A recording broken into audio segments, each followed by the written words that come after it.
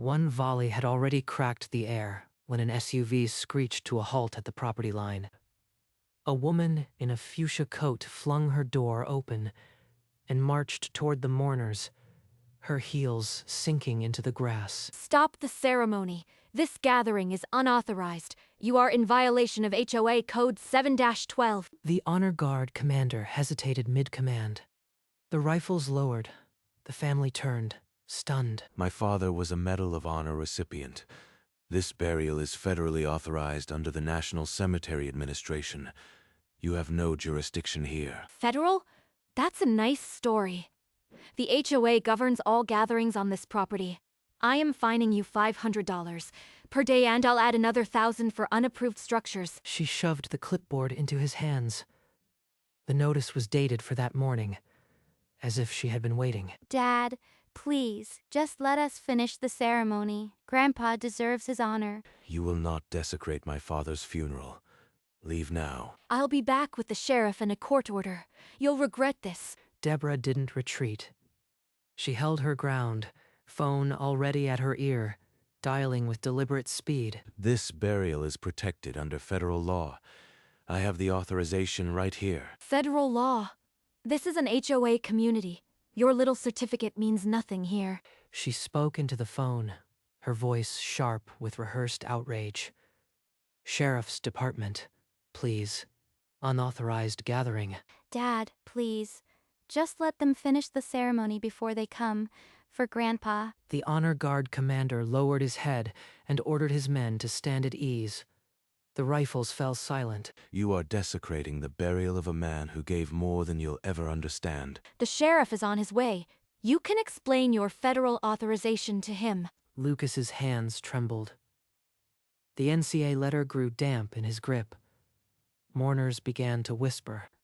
In the distance, the first faint wail of a siren cut through the morning air. From among the mourners, an older man, in full dress uniform, stepped forward, his medals catching the light. Son, I am Colonel Armstrong. I served with your father. The VA will overrule this circus. I don't know what else to do. She's called the sheriff. The colonel pulled out his phone, dialing a number he clearly knew by heart. Get me the Office of National Cemeteries, Colonel Armstrong, Priority Channel, Code 4 Delta. He detailed the situation in clipped military terms. Medal of Honor burial, HOA interference, Section 2403. A phone call. That's your big plan, old man? Lucas gripped the flag tighter, watching the colonel's face for any sign of hope. VA's sending a marshal. Federal law protects this burial. Hold the line, son. Deborah crossed her arms and glared at the road.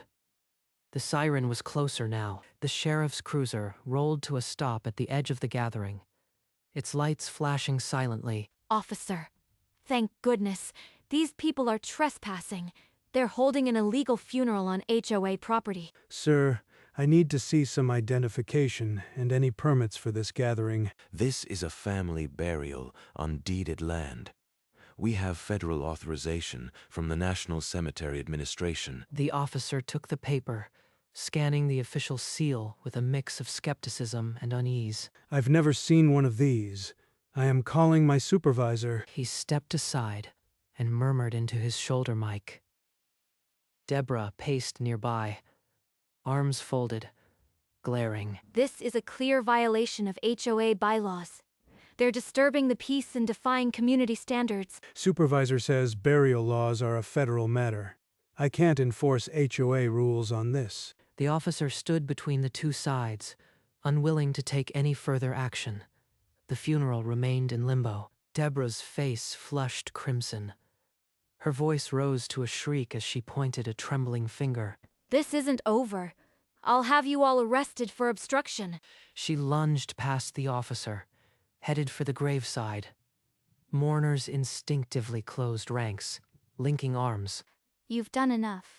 Leave my family alone. I'll get a court order. By tonight, this grave will be exhumed. She spun on her heel and marched back to her SUV. Heels sinking with each furious step, a collective exhale moved through the crowd. The officer holstered his radio and returned to his cruiser. She'll try, but federal law is on our side. The marshal will be here soon. I just wanted to bury my father with honor. Is that too much to ask? The honor guard remained at ease. The flag still waited to be folded. The morning stretched on, unresolved. Colonel's phone buzzed. He answered, listening intently, while the mourners watched. The VA just confirmed. Federal marshals are on their way. The burial is protected under Section 2403. Then we finish this. Commander, resume the ceremony. The honor guard snapped back to attention. The rifles rose in unison. 3 volleys cracked the silence in rapid succession. Each shot a defiant answer to Deborah's threats. As the bugle began to play, a black SUV with federal plates pulled up at the far end of the field. That's them. Let them see. We're following federal law. 2 marshals in tactical gear stepped out, scanning the scene. One spoke into his radio. We are here to ensure this ceremony proceeds without interference. Federal authority. The family exchanged uncertain glances. The bugle held its last note.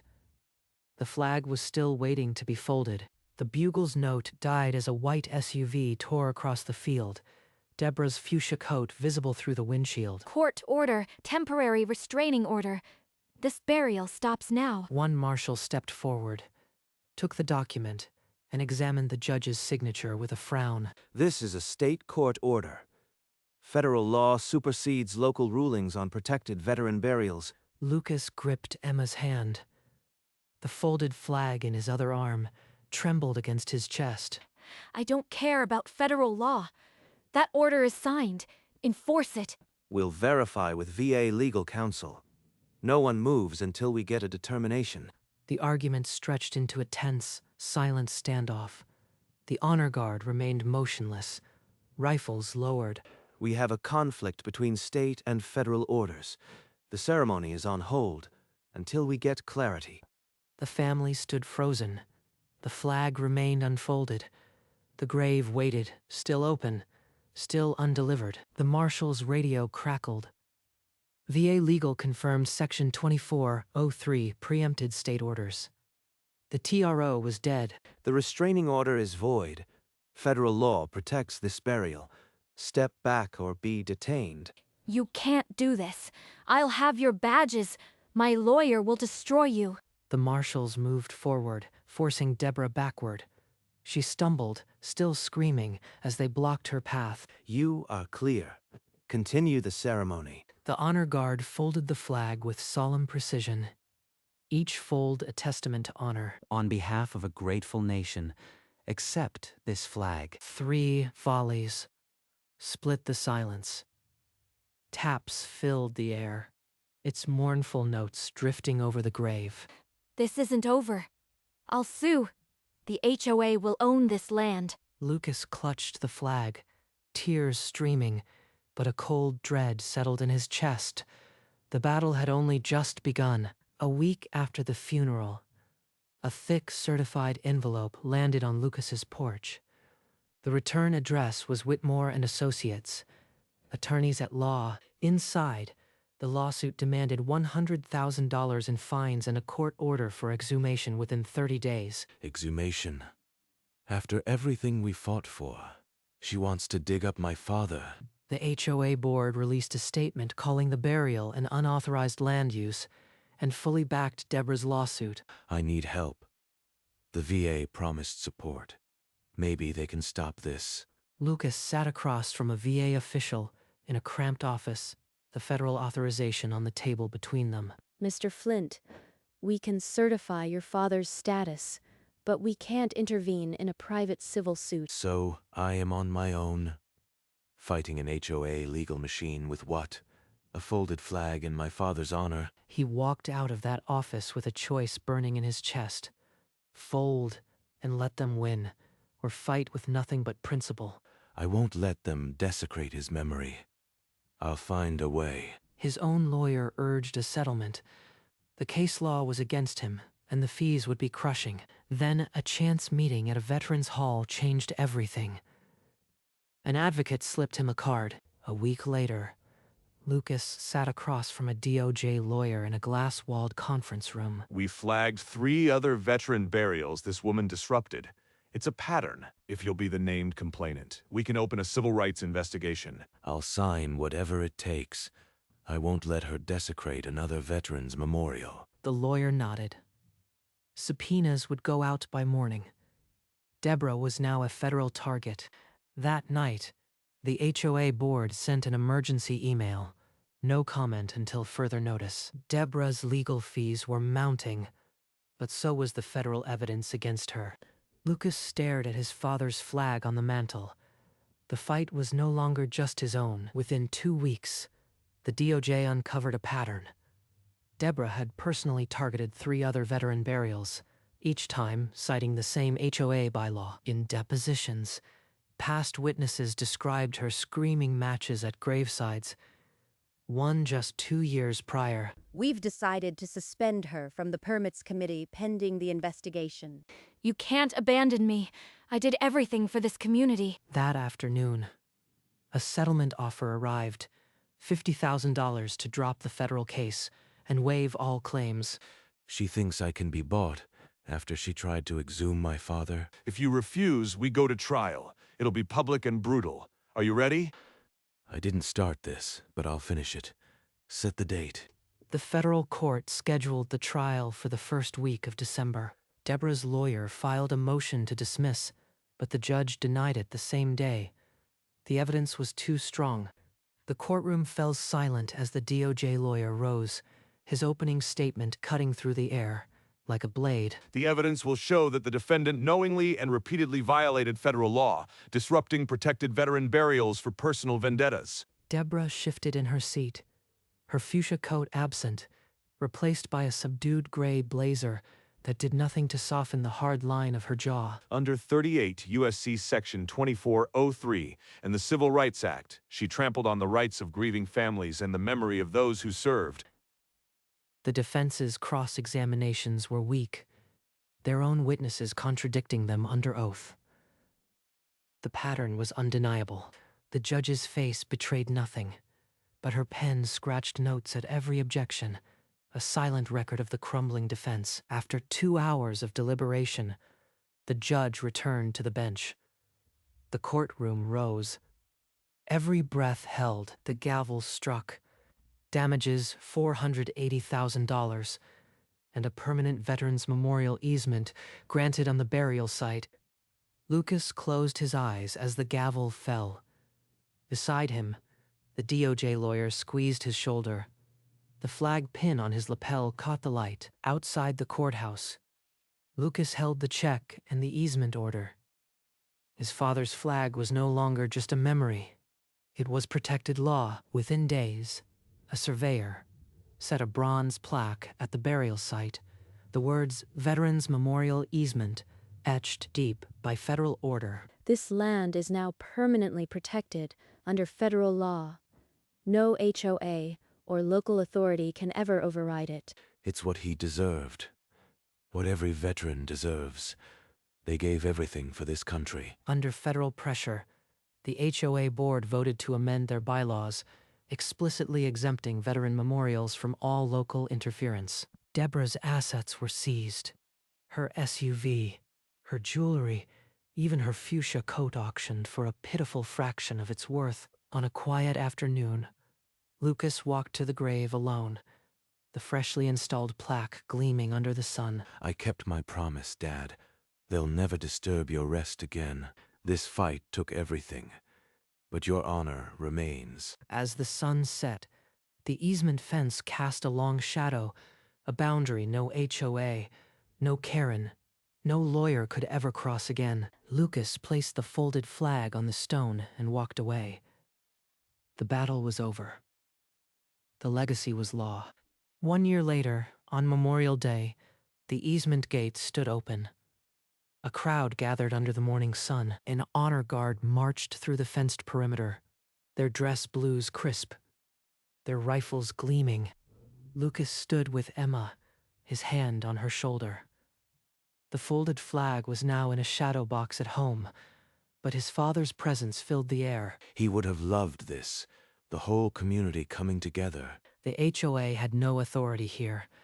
Their lawn care contractor had been legally barred from the fenced ground. Ready. Aim.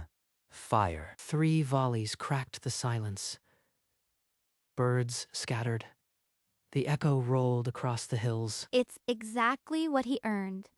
Every year, forever. At the edge of the property, a woman in a plain gray coat stood alone behind the fence. Deborah could only watch. The bronze plaque gleamed under the sun.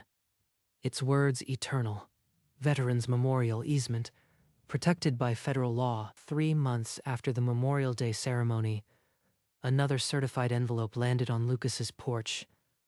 The courts were not done. Deborah had exhausted her assets, but a pro bono legal group filed an appeal on constitutional grounds, challenging federal easement authority. Not again.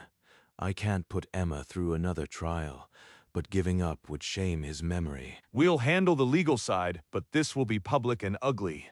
They'll paint you as a land grabber. I've already been through worse. Let them come.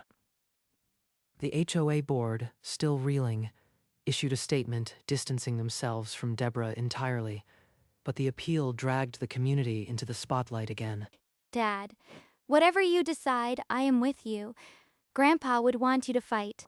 The DOJ lawyer slid a document across the desk, a countersuit for harassment, requiring Lucas's signature as the primary plaintiff. Sign me up.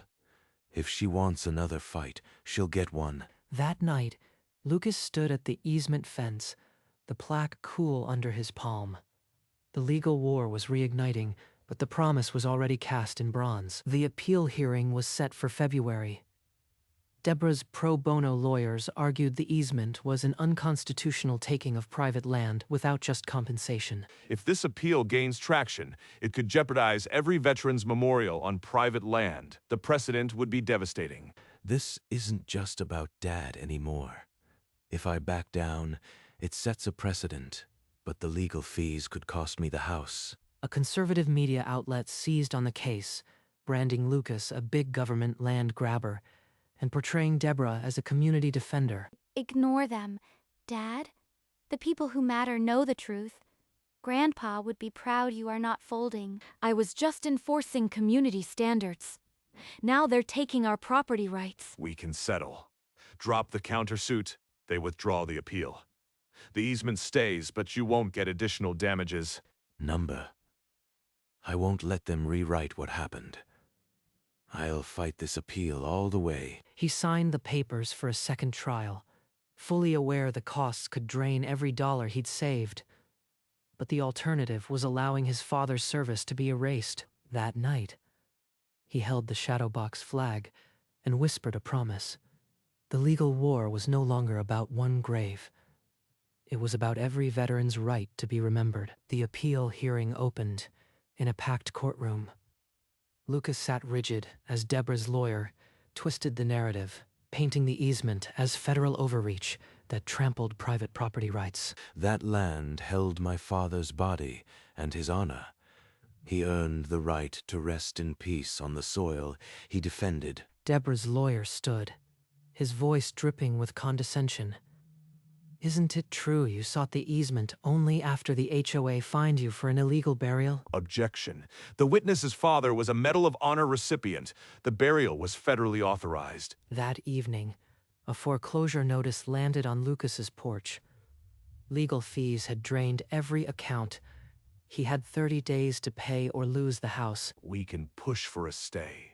But if you sell the land, you could settle your debts. I have to ask, is this fight worth losing everything? I'd rather live in my truck than let them take his grave. I won't quit. He drove straight to the easement and stood before the plaque as rain began to fall, the bronze already blurred with water. I promised you no one would disturb your rest. I won't break that now, no matter the cost. The judge announced a ruling would come within the week. Lucas walked out of the courthouse with nothing left but a folded flag and a nation's eyes on his father's hill. 5 days later, the courtroom was packed. The judge's voice cut through the silence as she read the appellate ruling. The Veterans Memorial Easement is constitutional, she declared. Federal law protects the sanctity of veteran burials from local interference. Deborah's appeal was dismissed with prejudice. The countersuit prevailed, awarding Lucas full legal costs and an additional $150,000. He did it. Dad, your grave is safe forever. You saved more than a grave. This precedent protects every veteran's final resting place on private land. Outside the courthouse, a process server handed Deborah a notice of asset seizure. Her gray blazer looked ashen as she tore it up. Lucas walked to the easement in the afternoon light. He held the foreclosure notice, struck a match, and watched it burn. The cost was almost everything, but his honor is eternal. The bronze plaque gleamed as ever, now bearing a second line etched below, upheld by the Court of Appeals, 2024. He knelt, placing a single medal of honor rose on the headstone. The sun broke through the clouds, and a bugle sounded in the distance. The news of the appeal reached every corner. Headlines read, "Veteran's Son Defeats HOA. Sets National Precedent." The easement became a symbol. Deborah, facing contempt charges for violating the initial federal order, was arrested outside her home, still protesting her innocence. This is a witch hunt. I am the victim here. Lucas used the settlement to pay off his mortgage. He donated the remaining money to a fund for veterans' legal defense. You did it, Dad. You really did it. We did it. And now, no family will have to fight this fight again. The VA official returned to the easement with a new bronze plaque honoring Lucas's father and the legal fight that protected millions. Your father's sacrifice and yours will never be forgotten. This plaque is for all who serve. The new plaque read, "This site protected by the courage of Lucas Flint and the U.S. Court of Appeals. Freedom is never free." Lucas placed his palm on the cool bronze, the warmth of the sun on his back, a nation's promise kept under his hand. Months passed. The easement became a pilgrimage site for veterans' families, a quiet field where flags were retired with honor. Lucas received a letter from the Department of Justice. His case had been taught at the FBI Academy as a landmark in civil rights enforcement. The HOA dissolved permanently, its remaining assets forfeited to a community veteran memorial fund. The Ridgeline Heights development was rebranded. Deborah was sentenced to 6 months in federal prison for contempt. She served every day in a gray jumpsuit, her fuchsia coat long soled to cover legal bills. Dad, there's a bus of Gold Star families here. They want to lay a wreath. Let them. Every one of them has a story as important as ours. The new bronze plaque had been joined by a stone bench engraved with a single phrase, "Lest we forget." Flowers and unit patches covered the ground. An honor guard from a nearby base volunteered to perform the rifle salute every Memorial Day. The easement had become hallowed ground. He would have been stunned, but I think he always knew that a soldier's sacrifice is never just one generation's burden. The sun dipped below the hill, and in the fading light, the bronze plaque still gleamed, holding its promise against the dark. Lucas often sat on the stone bench at the easement, watching the sun rise over his father's hill. The silence was no longer heavy. You've aged a decade, but you look 10 years younger. Funny how a fight can drain you and fill you at the same time. She sat beside him, and they watched the flags snap gently in the breeze, a daily ritual of remembrance. The bronze plaque now bore 3 lines, the original designation, the appellate court ruling, and a simple star for each Medal of Honor awarded. The DOJ lawyer had framed the first appellate brief and sent it to Lucas, inscribed, "For the man who taught us that honor is not an abstract. It's a piece of land worth fighting for." On clear mornings, Lucas could still hear the faint echo of a bugle, a sound that no HOA could ever silence again. Dad, I hope you can see this. We didn't just win. We made sure no one will ever forget what you gave. He placed his hand over the bronze star, feeling the cool metal and stood a little taller. The promise was kept, and, on the hill, under a sky wide enough to hold every fallen hero, the Veterans Memorial easement stood forever. Years later, Lucas still walked the easement in the early mornings, the dew soaking his boots as he traced the fence line. 3 bronze plaques now stood. The original, the appellate ruling, and a third listing the names of veterans protected by the precedent. I think he'd be most proud of this one. He always taught me that honor is a debt you pass forward. I think we paid it in full. On the first anniversary of the appellate victory, an honor guard fired 3 volleys at sunrise. Each shot a promise renewed. The flag snapped in the wind, and Lucas saluted, his gray beard now fully white, his posture still straight. Emma stood beside him, her hand in his, their shadows long on the grass. The bugle sounded, and for a moment, the whole hill seemed to hold its breath. We did it, Dad. We kept the faith, and now the nation will keep it forever. And on the bronze star, the first light of dawn caught the etched letters, "Lest we forget."